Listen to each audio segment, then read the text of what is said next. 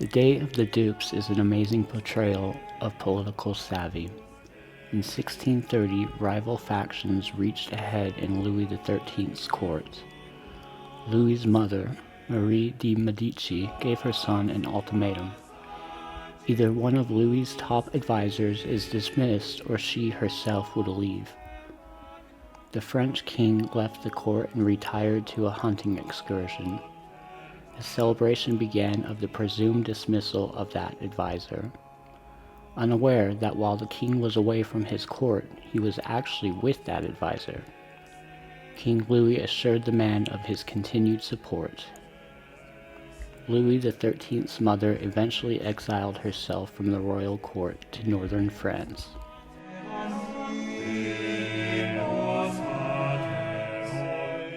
Choosing an advisor over their own mother? Who was this person that performed perhaps one of the most astonishing moves in political history? Armand du Plessis, or simply Cardinal Richelieu, not only a French statesman, but also a member of the Catholic clergy. And although he was a cardinal for the church, in yet another interesting move of politics, decided to fund Protestants against the Holy Roman Empire. Why would one of the most Catholic nations in Europe, in a decision initiated by a cardinal, aid Protestant rebels against their Catholic rulers?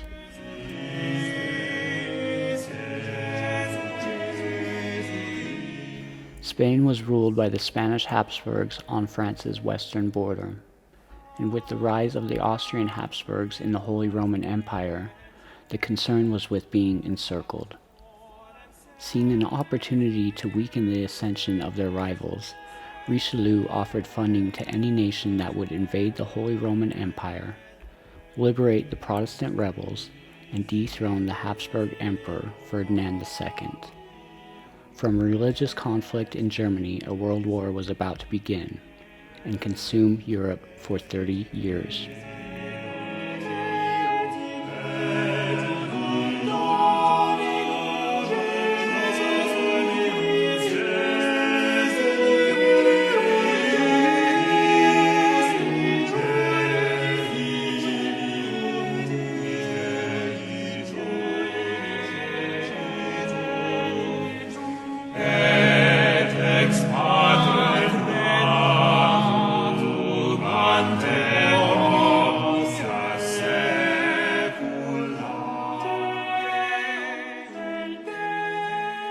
Christian IV, King of Denmark, accepted defeat.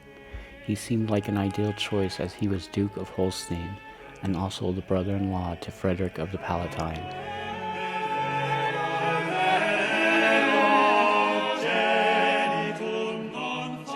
Mansfeld, a supporter of Frederick, marched from Brandenburg to the strategically vital location of the Dessau Bridge and began an assault on Wallenstein in April. Mansfeld was beaten back severely. His infantry were forced to surrender while his cavalry fled across the Oder. Wallenstein followed. In May, Christian marched to aid Mansfeld, but later noticed that Mansfeld moved south. Christian attacked the same bridgehead but was driven back, this time by Tilly's men. Christian and his force retired to Brunswick.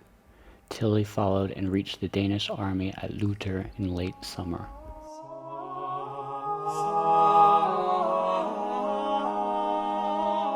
Christian made a stand with his army of 20,000 against the equally numbered imperialists. Tilly opened the battle in the afternoon by crossing the Hummock River to the Danish left. A young Danish infantry commander made an unauthorized advance to capture the imperial artillery positioned in the front. While this fighting was taking place, a flank was ordered by Tilly from the left wing of horse.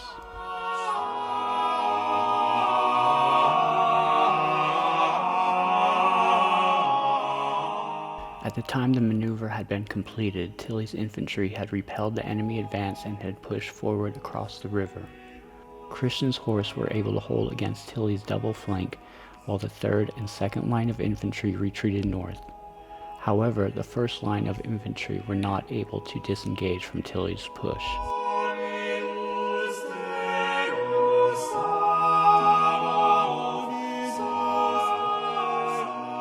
7,500 Danes were captured, deserted, or killed. Among those killed in battle were some of Christian's senior officers.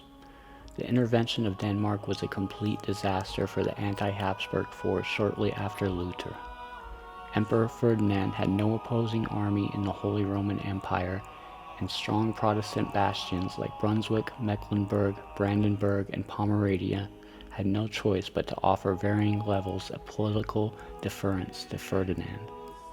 However, fortified cities like Stralsund could hold their defense against the imperialists.